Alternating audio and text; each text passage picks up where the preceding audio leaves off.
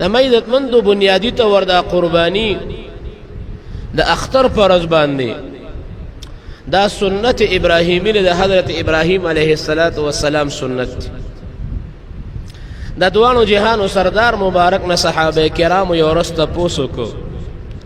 او توحید الله رسوله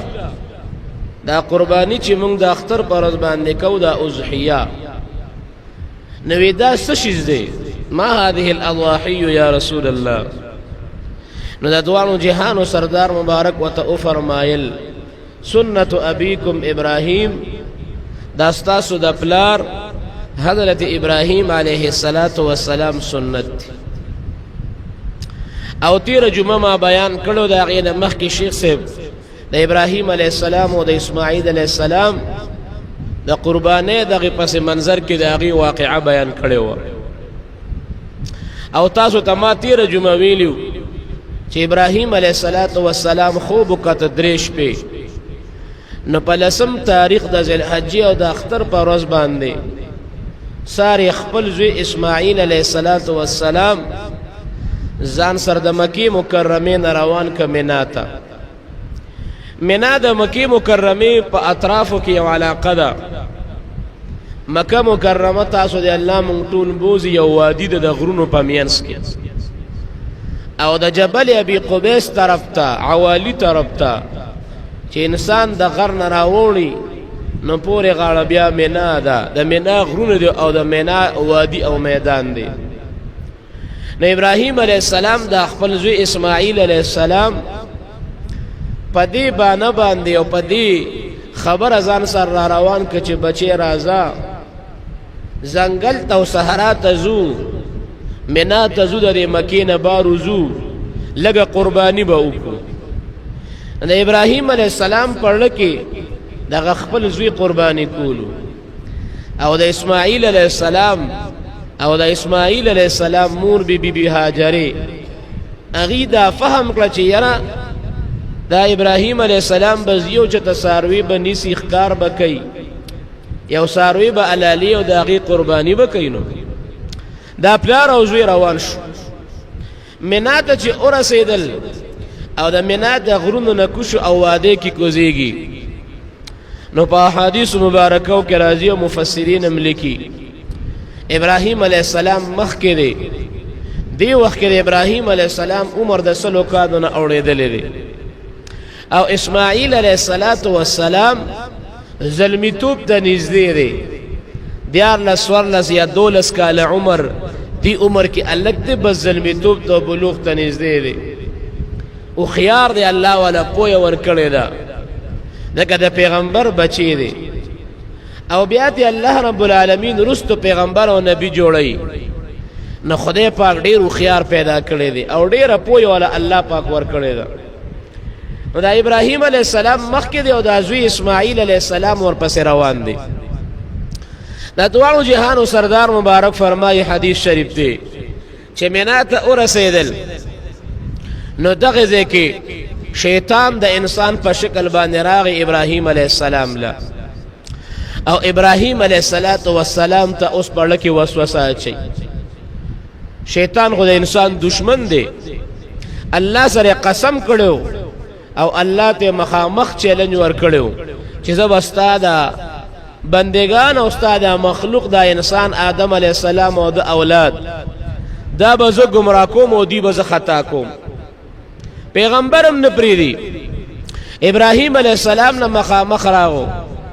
او ابراهیم علیه السلام ته وی چې ګورا سپینګری عمر دې ډیر زیات دی او په دې سپینه ګیره او په دې پوخ عمر در الله پاک زوی درکړي اسماعیل علیه السلام غوندې زوی او خپل بچی دې خپل زوی دې زلمی کیږي او د بلوغ زندگی ته نږدې دی نو ته چې دا پړې او چاړه دې راغشته او دا زوی بوزي او دا زوی ذبح کې دا مکوا دا خو ګوره ظلم دی په دومره پوخ عمر او په دومره زیات عمر کې خدای پاک د باندې انعام او نعمت درک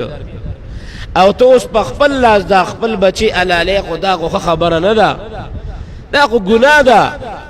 او دا خو ظلم دی زیاتې دی بچی سره ولې ظلم او زیاتې کې ابراهیم علیه السلام او ته وی ګورا ما ته الله رب العالمین د طرف نه حکم شوی دی ما ته الله وحی کړی دا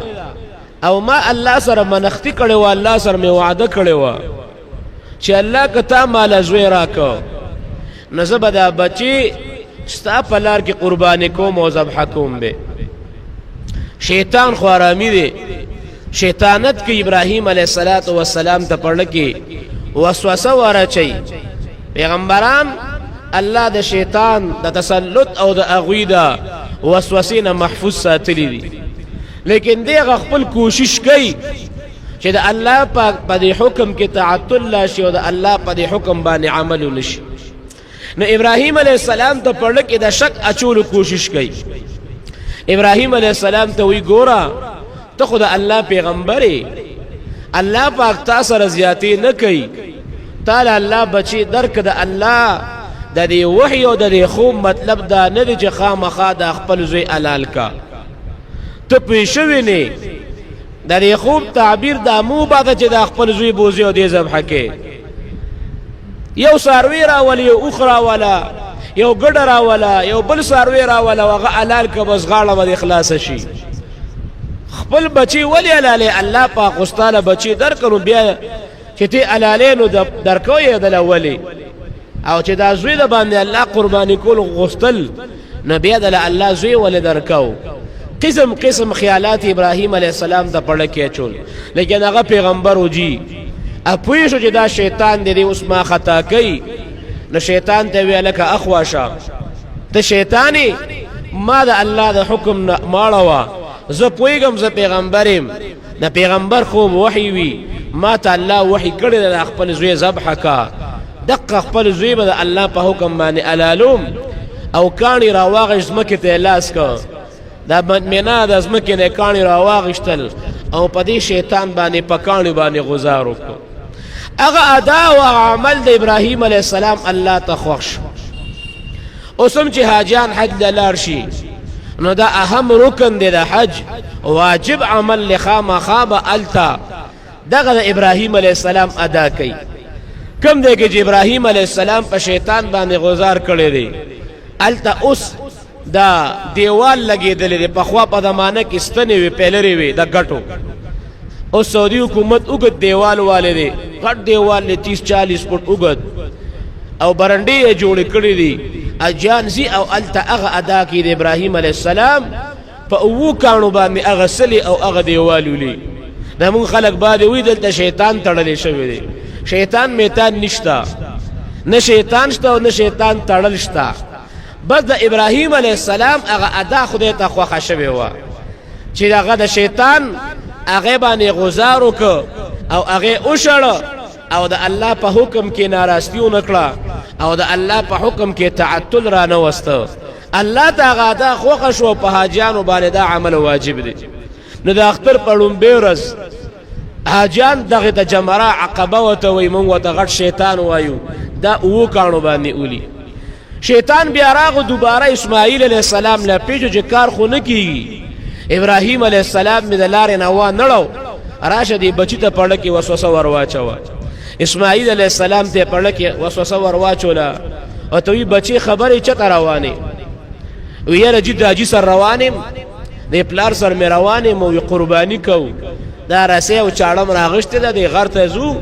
او یا ساروی لاله قربانی کو شیطان د اسماعیل علیہ السلام ته وی ته خبرې قربانی د سکی او ته وی پلار می د روان ساروی بلالین وینا وی اخو تا علالی اخو وی چې ما خوب لیدل دي او الله را ته خوب کې وحی کړی دا چې دا خپل زوی اسماعیل دی علال کا تابوزی ګورې تا علالی اسماعیل علیہ السلام متوی لرشه مړه کمقل سړیا دی پلار ته مې وګوره سپینګری بابا مې دی او ما ته وګوره په پوخ عمر ولا خدای زوی ور کړم او بیا د خدای پیغمبر دی او د الله رسول نه دا سپینګری پلار او چې بیا د الله پیغمبر او د الله نبی وي اب څنګه خپل زوی وجنی او خپل زوی به علالی دغه د کې شیطان خطا شو کنه او ته وی غوي چې ما ته خدای پاک وحی کړی دا او الله را ته په خوب کې ویری دي چې خپل زوی علال کا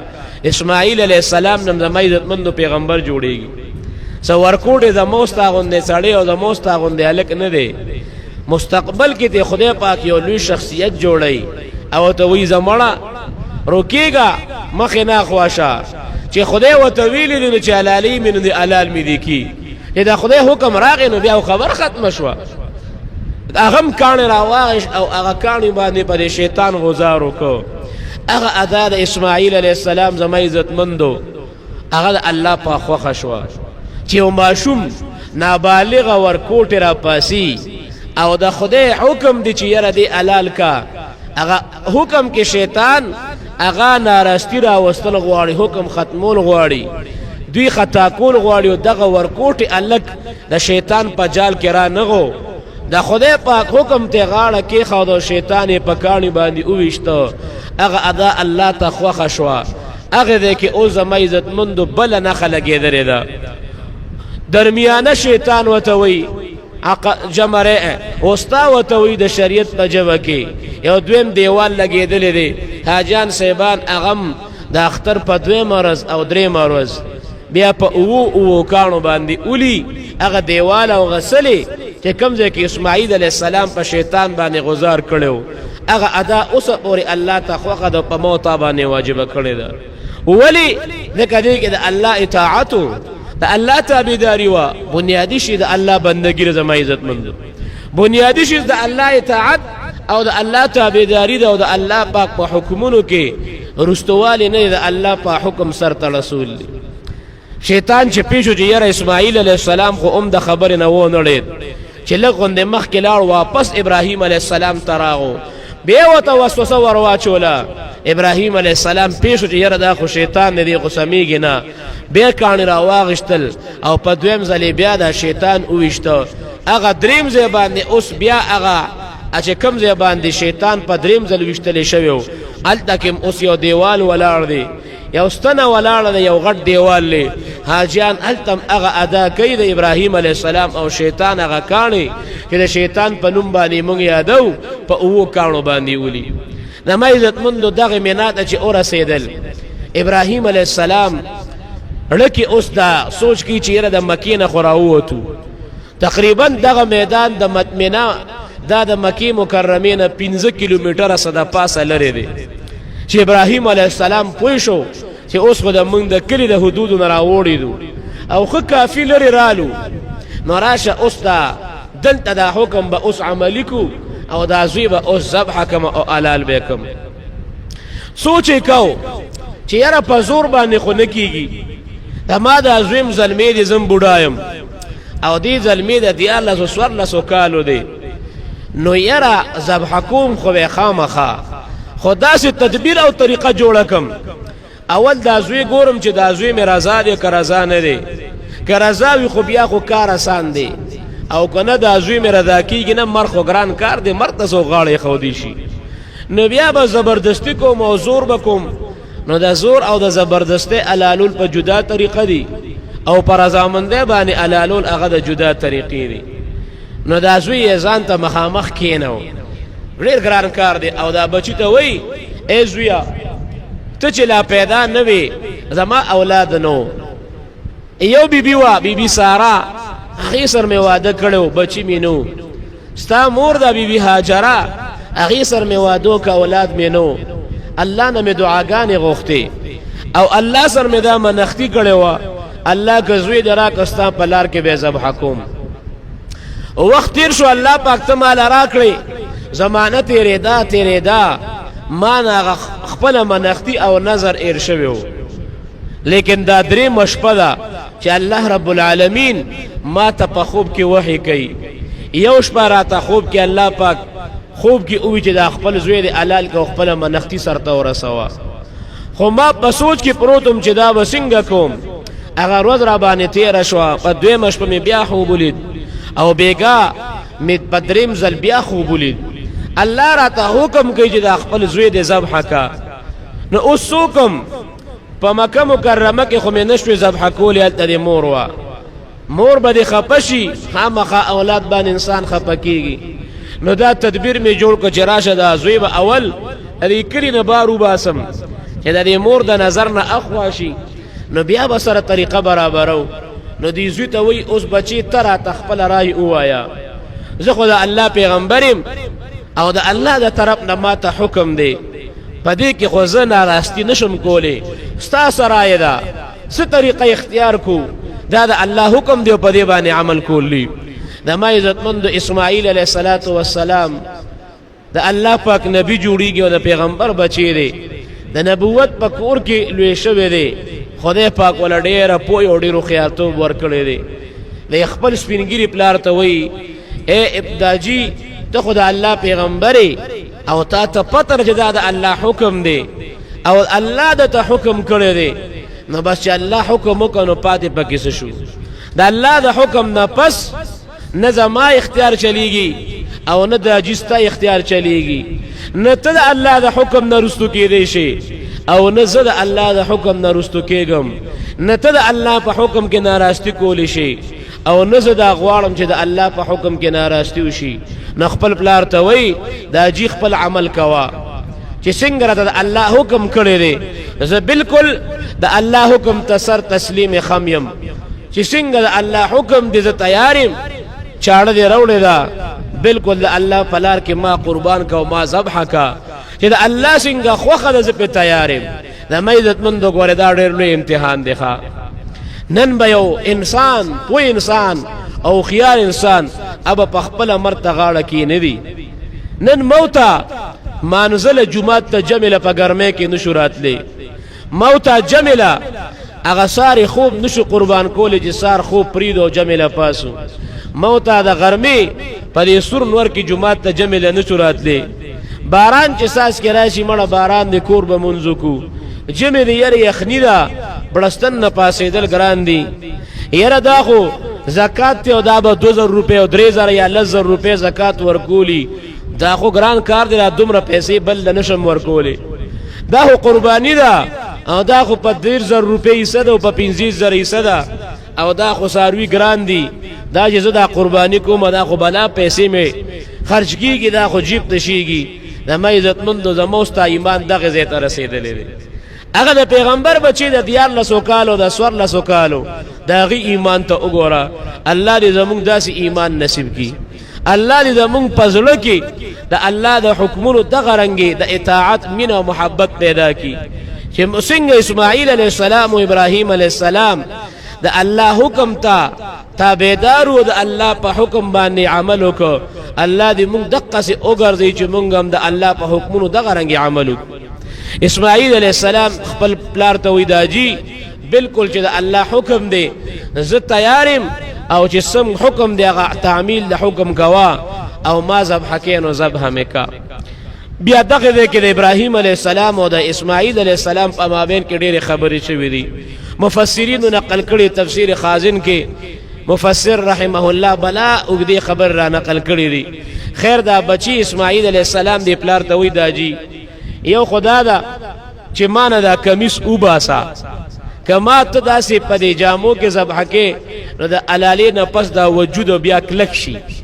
بیا دا وجود لا سنم کلک شي خپم کلک شي نو دا کمیس په بیا ما نروغ نزي نو دا کمیس ترانه پزور وست اوس لیدا بیا به مور خپوي دا بچي په زور باندې علال کړ د ګوره دومره خيار بچي دا کمیس مان په جن او باسا او چې ما علال کینو دا کمیس په دی وینه کې اوخي او دا به زما مور له یوسي نو خامخه اولاد خو ډیر خوښ شیز دی کله مور ته یادېګم زما دې کمیس ته به ګوري تسلی وړل ورکي او زما مور ته به وې چې ګوره هاجری دغه ستا بچي د الله حکم ته پخپل راضي شوی پخپل راضي دغه نه خدا چې وګوره دا کمیس دا روغ را مټ تشلیدل نه دی پخپل خوشی باندې هغه وجود نه دا کمیس وسته دی کاغه تیار نو او ما په زور ذبح کو او قربانی کوم نو بیا به دا کمیس لیدا د نه خدا چې کمیس روغ دی نو هغه کمیس د خپل بچینه او مغه رنگي اويسته بیا وته وی دا جی داسې دا چې ما متړه دا رسې لري غورځوا اسنه د اسمان فرشتي دا وی چې ګوره ابراهیم علیه السلام څومره لوی پیغمبر دی الله په امتحان راو چې خپل زوی علال کا نګوره دار زوی تیار نه دی پلار په زور باندې علالی او په پړې تړلې دی په پړو متړه تفسیر حازن لیکي بچی دی پلار ته وی دا پړی را نه لړکا چې پرشتي وای چې ګوره دا ماشوم دا بچی دی ابراهیم علیه السلام دی په خپل باندې رضا دی په زور پلار نه علالي چې پرشتي مونږ په قربانې باره کې څه کمزورې خبرې ونه کی نو په پوړي باندې اونه تړ نو چې دا بچی په ځمکه باندې سملو قربانې طریقه دا ده د جسم لاستونو د اسماعیل علیه السلام په خپل دی پلار ته وای چې یاره دا جی داسې چل چې ما پړ مخې واچوه دا مخ را لښکته که ځکه ته ما ته مخامخ ګوري او الله چې په سترګو کې سترګې راشي بچي له پړق څوک نشي ورکولی بیا به چاړه وله په مخ سینګاره په مرۍ سینګاره کاږي نو دا مخ را لښکته که چې ما سر دې سترګې نه لګي نو تا ته به زما ذبح او قرباني اسانه شي نو قرآن حکیم کې الله فرمایي فلما اسلما چې دواړه بالکل تیار شو قربانۍ ته ښه په رضامند دی پلارم تیار دی انکار نه کوي ناراستی نه کوي بچیم تیار دی ناراستی نه کوي انکار نه کوي اسلما په لغت کې په عربی کې دی ته وایي چې انسان خپه خوشحالی باندې یو کار ته رضا شي نو خدای پاک وی پلار او زوی فلما اسلما دواړه ښه برابر قربانۍ ته تیار شو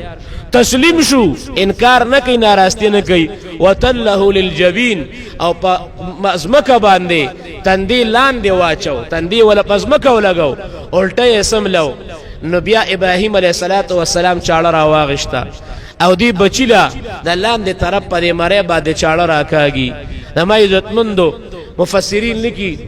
او پیغمبر علیه السلام فرمایي یو روایت کې راځي په اسمان کې دا ټول فرشتي د ابراهیم علیه السلام د عمل ته په تماشا دي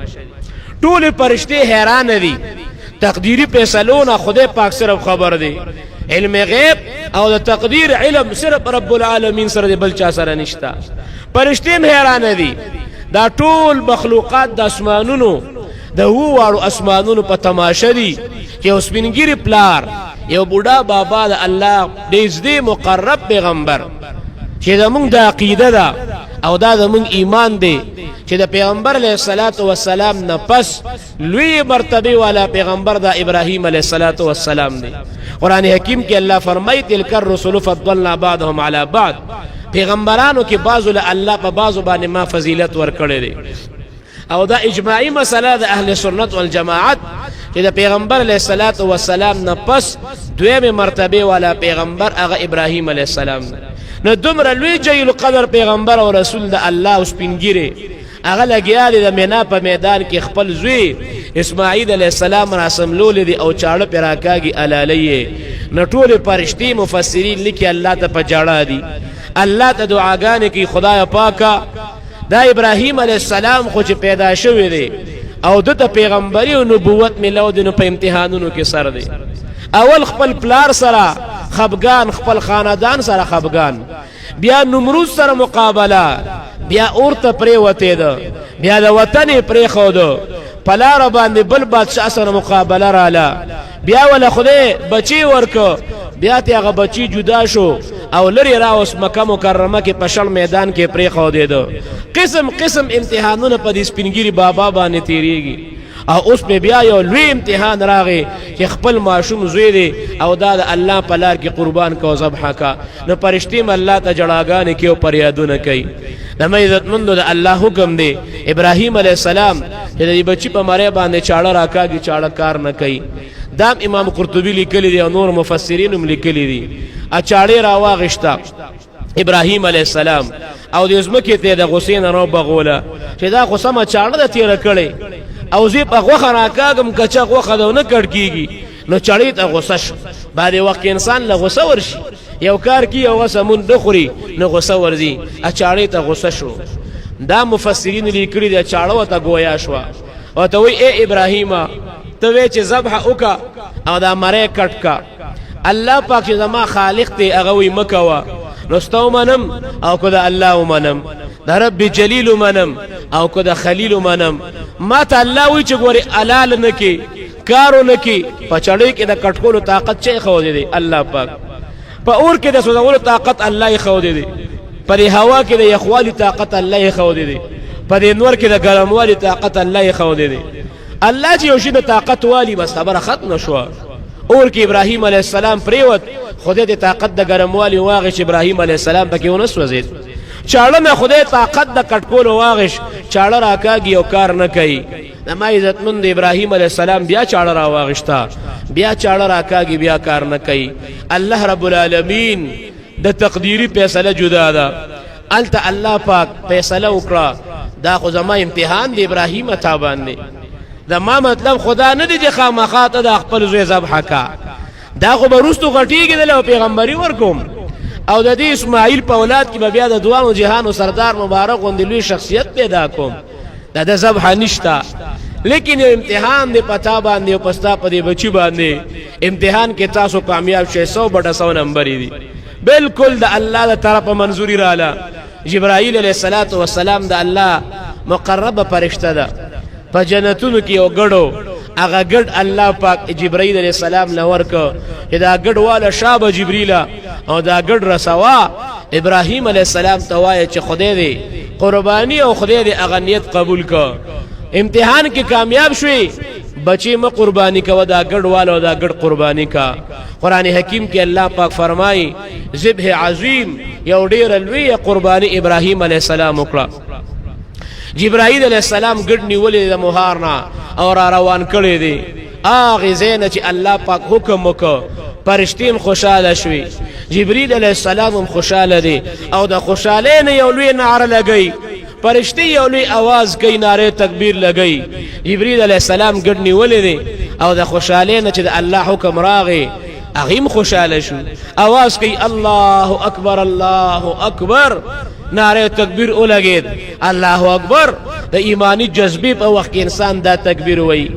انسان چې په میدان د جهاد کې مولاړي आवाज وجد کې تکبیر ولګي ایمانی جذبه وسره زیات شي خوشحالی او سرور د انسان لته ملو شي شیطان رسوا شي وغلري او تختی نو جبرئیل علیہ السلام هم خوشاله شو فرشتیم خوشاله شوي په اسمان کې جشن ولګید چې خدای پاک ابراهیم علیہ السلام او اسماعیل علیہ السلام په امتحان کې کامیاب کړل یو نعره د تکبیر ولګید الله اکبر الله اکبر ابراهیم علیہ السلام ډیر خوشاله شو پیغمبر دی پوي شو ډایرک پوي شو چې دا आवाज خو د جبرئیل علیہ السلام دی او دا आवाज خو د فرشتو دی او بس الحمدلله الله چې کوم حکم ما ته کړو په حکم کې زه کامیاب شوم امتحان کې کامیاب شوم او حکم د الله بدل شو بل سلو بدا نو د غیر اختیاري د جبنه د بندګي आवाज چتيږي چې الله واقعي زستا بندم او ته ډېر مهربان او بادشاہ ما باندې رحم وکړه نو د ابراهيم عليه السلام د جبنه د تکبیر आवाज او د توحید आवाज چتيږي لا اله الا الله والله اکبر د خپل بندګي اظهار کوي یرا واقعي اې د ما رب د عبادت لایقم ته ګوري تم سي ربي تزما سي خالقي تزما معبودي بل څوک معبود نشتا لکه دی وخت کې الله تزما پکار رالي ما مشکل کې چې پکار راځي څوک راځي زما عزت مند الله راځي انسان باندې غم راشي انسان باندې بیماری او امتحان راغ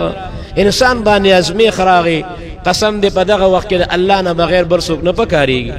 نه پلار پکاريږي نه مور پکاريږي نه رور پکاريږي نه تربور پکاريږي نه عدالت پکاريږي د مې عزت مند او نه تانه تعالی دا غم او پریشانی ختمول شي اسباب او درجه کې بر سره ټول منډو وي پلار به منډو وي هسپتال ته به ورسي امداد به سرو کی مور بم د سرو کی رور بم د سرو کی مسلمان گاونډي بم د سرو کی لیکن زما عزت مند د غم د پریشانه او د مشکل وخت کې چې تا بچ گئی او نجات درکې د الله نه بغیر بل څوک نشي درکولې د پیغمبر عقیده فورا د خپل عقیده وضاحت کوي او د الله د بندګۍ اعلان کوي لا اله الا الله والله اکبر د عبادت لایق ګوري بل ذات نشته الله ستانه بغیر ته زما صحیح معبود او زما صحیح خالق دا ناره اوچت کړه خوشاله نه اسماعیل علیہ السلام پزمکه پروت دی چې تا تکبیرونه اورید بره او قتل پوه شو چې زما پلارم تکبیر ویو لا اله الا الله او پرشتیم تکبیرونه وی نو دا حکم جوړه بدل شو مخامخ ګوري جبرئیل علیہ السلام ځان سره ګډ را روان کړی دی اسماعیل علیہ السلام خوشاله شو نعمت دی الله د مرګ نه بچ کو الله د قربانین اخلاص کو انسان چې خدای پاک پچاغم راولي او غم تلری کی حکم د شریعت دادی د الله حمد او شکریا ادا کې نو اسماعیل علیہ السلام د الله حمد وباسي د الله پاک حمد ادا کوي الله اکبر ولله الحمد الله تډیر لوی او دی الله لټول صفاتونه دي هر قسم حمد او شکر الله لري جزا الله په امتحان کې کامیاب کړم او د قربانۍ نه بچ کړم او الله زموږ د قرباني قبول کړو دا ګډ راغی اوس په دا ګډ قرباني کیږي نما عزتمندو هغه ادم الله ته خوښ شو هغه کلمات د جبرئیل علیہ السلام هغه کلمات د ابراهیم علیہ السلام او هغه کلمات د اسماعیل علیہ السلام الله ته خوښ شو په مسلمان او په امت د رسول الله مبارک الله واجب کړی دي مونږ وته د شریعت په جبه کې تکبیرات تشریق او د غټ اختر تکبیرات وایو نما عزتمند غوړې دا ویل په مسلمان باندې واجب دي ښا بالغ انسان باندې مسلمان باندې چې دی بالغ یو دی مسلمان وي دی به تکبیرات وي دا په واجب دي د عرفه پرز د سحر مانځنه پس په شروع کیږي سبا د عرفه ورځ زمونږه د خالی ورځ د سحر مانځنه پس په د تکبیرات شروع کیږي او د اختر پرز د سلورمې ورځ د مازیګر پورې به ویل کیږي په دیرشتو منځونو پورې د عرفه پرز 15 منځونه د اختر په لومبه ورځ بیا لس شو په دوی مرز 15 شو په درې مرز شل منځونه شو او په سلورم مرز د سار او ماسپهین او د مازیګر درې منځونه دا ټول دیرش منځونه شو د دیرشتو منځونو پس تکبیرات تشریق ویل دا په سړی او خزه دواړو باندې غوړې ویل واجب دي دومره فرق دی چې سړی به یو پیر په زور وای په زور ویل واجب دي چې خواته مرګري وای غوړړه کې به نه وای دا موږ باندې خلک په تکبیرات غوړې شرمېږي شرمېدل کله چې په لکه داراله چې دی په او شرمېد د الله په تکبیر ویلو باندې غوړې د په ایمان باندې خطر ده د الله په نوم ویلو به شرمېږي نه مسلمان کدا سي وجد الله په نوم ویلو شرمېږي غوړې کفر ترسي نو شرمېدل پکې نشته په چغه او په تیز आवाज به تکبیر وي چې خواته مرګر आवाज وری ځان سربخ خله پس نه کې او زنانه به رو یغیب تیز نه وي ذکر زنانه आवाज عورت ته نو په زنانه باندې یو پیراویل واجب دي لیکن غلب وي او په مسلمان سړی باندې بالغ باندې یو پیر په زور ویل ګوره واجب دي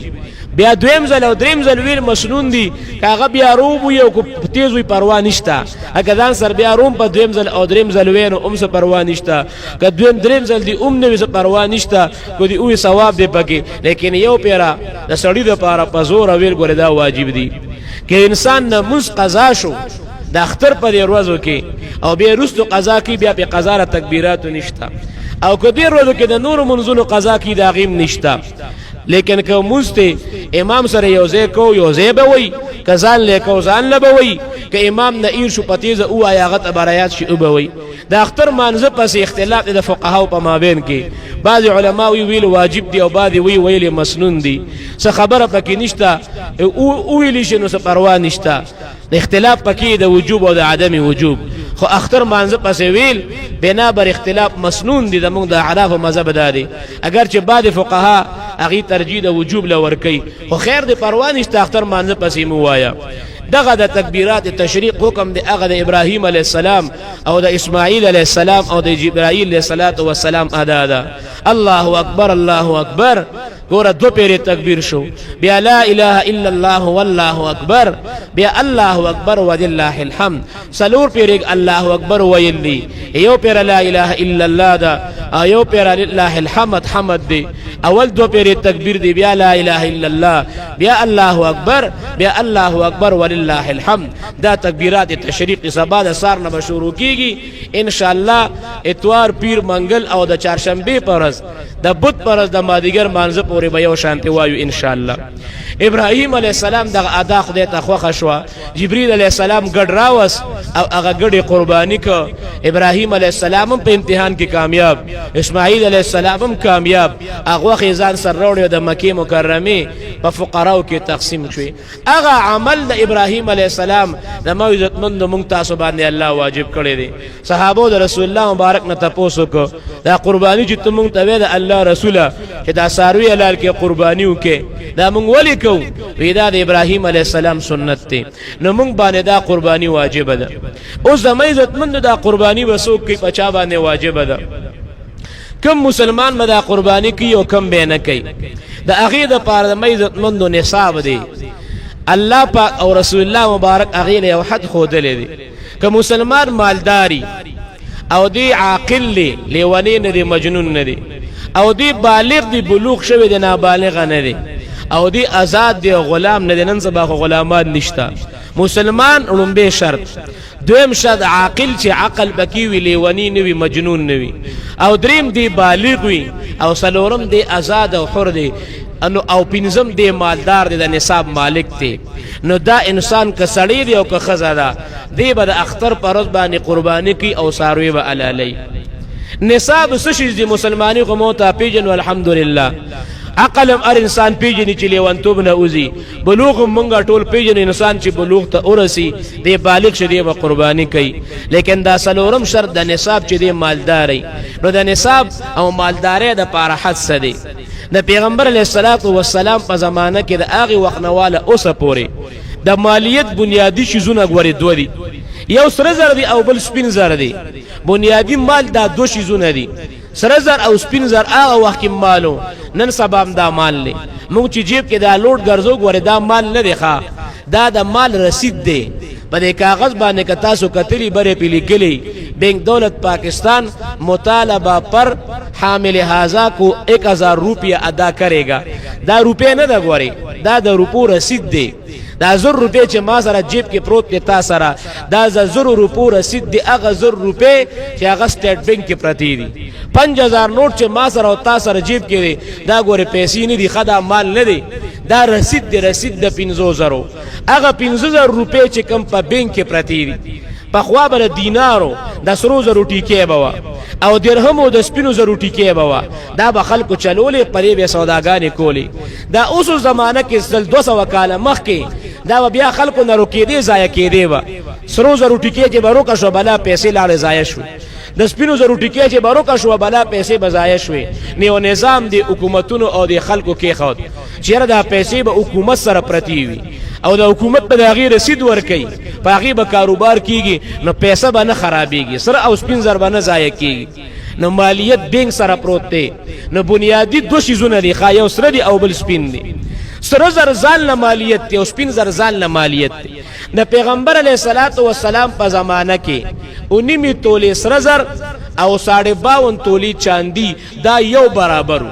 دو 50 تولی چاندی او 19 تولی سره د پیغمبر علیه السلام په زمانہ کې د دې یو قیمتو چې په 19 تولی بس کېدل نو په 52 تولی چاندې به هغه کېدل د دوړو مالیت یو دی نو په حدیث مبارکو کې راځي چې انسان سره 19 تولی سره زری یا دی انسان سره 52 تولی چاندی وي نو دا د نصاب مالک دی دی و قربانی کوي د اختر پرس چې انسان سره دومره مالیت راو خو نن سبا خو پیسې دي او هغه سره نشته سره پینځر نشته سپینځر او سره زنانه استعمالي به تور زیور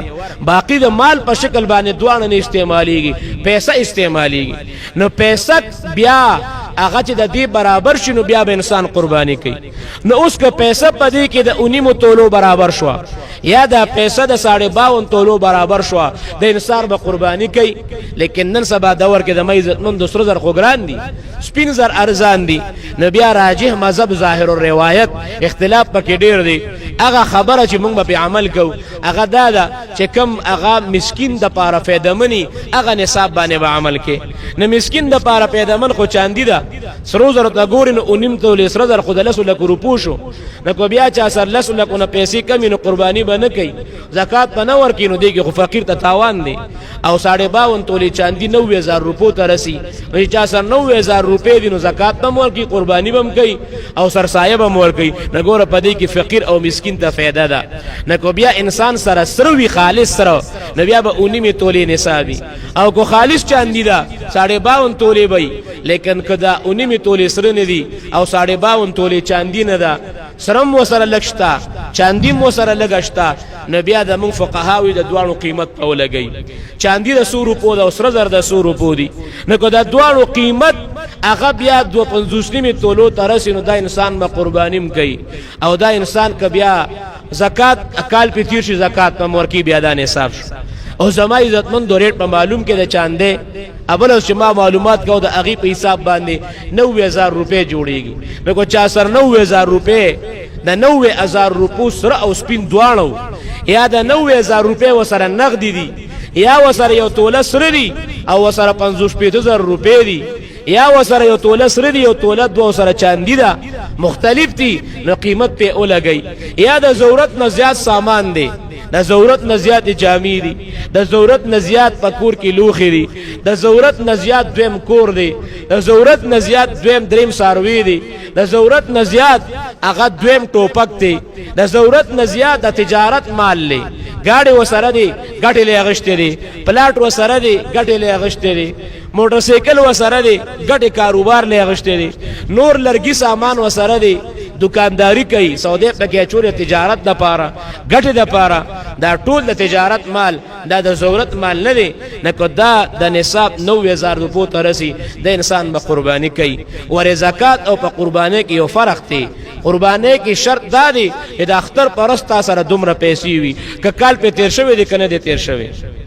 او زکات کې شرط دی چې کال په تیر شي نو قرباني په دې اعتبار ګوري په ارچا بیا راځي ښا کې انسان دې د اختر پړم به راځو سره دومره پیسې رالي چې نصاب ترسي په دوه مرز رالي په درې مرز رالي د نور پر وطن مخ کې د انسان باندې قرباني واجب شخه مخاوي کوي اوس قرباني به سبا باندې کوي قرباني با یا ګډ باندې کوي یا ګډ باندې یا چيله باندې یا چيري باندې یا غوي یا میخه یا چې کوم دې سنډا کټي یا اوخ لیکن د اریو د پاره خپل شرایط دي ګړه چيله چې د یو کال شي پورا د یو کال شي په د باندې قرباني کیږي کله کال لکم د ګوره قرباني په نه کیږي غاخ کول لکول دا علامت ته که انسان پکور کې چيلي ساتلی خپل چيله دی او دته یقیني په درجه دا یو کال لزیات ته غاخ نه دی کړي پروا نشته قرباني پکېږي چيله دا د کور ساروي دی او ته معلوم دی چې یو کال په تیر دی غاخ نشته قرباني پکېږي لیکن قبل اخلی او هغه وته وی چې لکه کال په تیر دی غاخ نه دی کړي نو هغه بیا د هغه دغه تو ګوره کستا په یقین کیږي چې دا سړی دروغ نه وای ګوان وسره شتا او خبره رښتا ده نو ټیک ته قرباني پیوکا ګڼه دی نالي دا سړی دروغجن دی الکه دې د ګټه د پاره د شی ما باندې ګران خرسي د قرباني روزي دي دا کال نه دی نو بیا په قرباني مکوا نن سبا احتیاط پدې کړي چې بل نه خلک غاخه ګوره سپته لګي اکثر نن سبا دوکي ډيري دي او نن سبا اکثر خلک د ساروی یو بل اخلي راخلي چا کور کې دوه کال نه ساتلې پته وته نه لګي نو پدې کې احتیاط دي چې غاخي کړي نو اوکا او چې غاخي نه کړي نو احتیاط پدې کړي چې میله ګړه چيله کې خو کال شو او په غوي کې 2 کال شرط دی کله 2 کال قرباني به کی کړه 2 کال نکم دی ګوره قرباني پینې کی او په اوخ کې 15 کال شرط دی کله 15 کال ورکوټي په قرباني نه کیږي کو 15 کال اوړېدلې قرباني پکېږي خبیا په هغه سارو به قرباني کې چې ګوره کې عیب نه وي هغه روغ برابر وي د غیب نه پاکینو په هغه قرباني کې که عیب پکې راغی ګوره په هغه سارو باندې قرباني نه کیږي اوس عیب سره د عیب بلا صورتونه دي که یو ساروی دی پیدایشی اخکر نشتا پیدایشی غوګونه نشتا پیدایشی غاخونه نشتا پیدایشی چې پیدایشوی دی نشتا نو په دې ساروی باندې قرباني کیږي اس مسله نشتا یو پیدایشی ساروی دی هغه انډي نشتا پیدایشی خسی دی اندامي نشتا په دې باندې قرباني کیږي لیکن او کوروستو ټکول شوی دی بیان به قرباني کیږي لیکن کدا غوګ یا خکر یا غاخونه پیدایشی وو لیکن روستو پکې نقصان راغی خکر مات شوی دی یا غوګ کټ شوی دی یا غوګونه مات شوی دی دا غاخونه مات شوی دی نو بیا د اریو حکم جدا دی که خکر مات ته نیم مات د نیم نزیات مات نیم نحکم مات دی په د باندې قرباني کیږي او کدا خکر په ویخ کې مات شو ویخ کې دن نه پسر کې نو بیا په قرباني نه کیږي بعد فقها وای که مزغو ته رسیدل نه کیږي او که مزغو نه بره مات نه کیږي احتیاط پدې کې د کویخ کې جړل کې مات دي که مزغو ته رسی کنه رسی بده قرباني نه کیږي که غاخونه روستو مات شوی دي اوتی دي نو بیا پکې ګوره که غیا خوړی شي خوراک کولی شي ځان مړول شي نو بیا به قرباني کیږي او کو ځان نشي مړولې بیا به قرباني نه کیږي دغه رنګ که وګي وو پیدایشي لیکن که کټ شوی دی نو بیا وګوره که نیم وګي کټ ته قرباني پینې کیږي او که د نیم نه کم کټ نو بیا به قرباني کیږي دغه رنګ که لکه دا او لکه د نیمه کټ تا نو بیا به قرباني نه کیږي که د نیمه نه کم کټ نو بیا به قرباني کیږي دغه رنګ غوا د یا میخه دا او غلام د تی دی نو وګوره که دا تی دوه او چو او دوه خرابو یا کټ شو نو په د ګوره قرباني نه کیږي او کو یو تی اوچو یا یو تی کټ شوی دی نو بیا به قرباني کیږي دغه رنګي هغه ساروی چې د سترګو نظر نشتا پسترګو باندې وړوندې مکمل نظر نشتا په دې ساروی ګوره قرباني نه کیږي یا نظر شتا په یو سترګو وړوندې په دوی مروغ دی ګوره په دم قرباني نه کیږي یا نظر شتا خو کم دی ګوره نظر کم دی نو سنډا ته څوک چشمه نه چي انسانان چشمه چي دغه نظر کم دی ګوره دم قرباني نه کیږي دغه فقها بیا طریقه خولې ده نظر به ولا چکی د ساروی پته لګي دا موږ د زمیداران د مرګري د کتابونو کې مرادي اکثر د مرګري چې ساروی ساتل هغه موږ اوریدلې دي لیکم ساروی چې په یو سترګ باندې چقوړي نظر نه لګي نو دې کوګ رواني دې طرف نسترګې کار نه کوي او دا کار کوي نو دې اخوا زور کې دي خو د سخکاری نه کله بل طرف نظر کار نه کوي بل طرف ته زور کوي نو ګور بیا به قرباني نه کیږي یا نظر کم دی نو فقهاوی هدايه کې لیکلي دي نور کتابونو علمگیری کې مشتا دوی بیا به ساروی خو اوږي کې چې اوږي کې نو بیا به سترګې وتاړي یو سترګه به خمه اداره وتاړي یو سترګه به کولو پرې دي شنه غیا به تلره نه روانه کې چې کوم ساروی اوږي وي غیا پسې زور کوي پړې به ولا پرانیزي یو سترګه به تړلې وي د غیا به تلاش کې اونې سي لره نه روان شي چې کوم ځای کې دي در روان شو پیش دقه دې کې د نظر کار کیه خو کار نه کو نو الته باندې خواچه بیا وردا بل سترګه وتړي او دا بل ته بغیا مخ کې ابم دغه رنگي چک کې نو ځان ته باندې خواچه نو کو دا دوه سترګو نظر برابر او ټیک تا او کو یو سترګه باندې اغه لره زیته ګوري روانيږي او بل ته نږدې راتلی او بیا هم د زین نه خوځي نه پیش ته یو سترګه نظر کمزوري دي کنه ټیسټینګ بولو کې لیبارټری دغه دا نه خبا واچه په یو سترګه نیم نظر لګیدو مثال په روغ سترګه شل غزا لرس غیالی دو پسې ته او په دې بل پسې لس غزا تزي لس غزا نه مخ کې قدم نالي نه پته ولګي چې نظر نیم نشته کنه دغه په یو سترګې شل غزا نظر لګي او په دې بل لس غزا نظر لګي نو لس غزا چې لګي او بل باندې شل غزا لګي خو یو سترګې نیمه کار نه کوي نو په دې ساروی ګوري بیا قرباني نه کیږي دا غرنګ یو ساروی ټپ ته دومره ټپ چې اډو کې بغیر وتی دي او کمزور دي لا غیر دي نه په دې ساروی ګوري قرباني نه کیږي یا یو ساروی ګډ دی شل خپه ماته دا داسې ماته چې دی په د قرباني زیاده تین نشي لګول نشي یو ساروی داسې چې خپه ماتي خپه شلې خو چې قدم الی نو هغه سوکه لګي زور په نه کوي خو معمولی لګي نه په دې قرباني په دې ساروی قرباني کیږي لیکن کله خپه لګول نشوا ټوپه و خپه برني ولې دا خپه نشي لګول خپه کې معمولی حرکت هم نشتا نه په دې ساروی ګره قرباني نه کیږي اگر کې پټو روان دي بیا به قرباني نه کیږي یا خپه ماته د قربانګاه پورې نشي نو بیا په قرباني کیږي دغه رنګ یو ساروی سرمن خراب ده او پاغه کې مرض دی خارخ دی نه کو صرف په سرمن کې د قرباني پکېږي لیکن کدا مرض د خارخ غوخه ته کوشو نه غوري بیا د قرباني نه کیږي نن سبا سارو دا مرض رو دي کنه دا په سرمن کې دا غوټه روزي نو دا علماء تحقیق داري دا مرض سرمن کې د غوخه ته نه کوزيږي غوخه نه خرابېږي نه په دې ساروم قرباني کیږي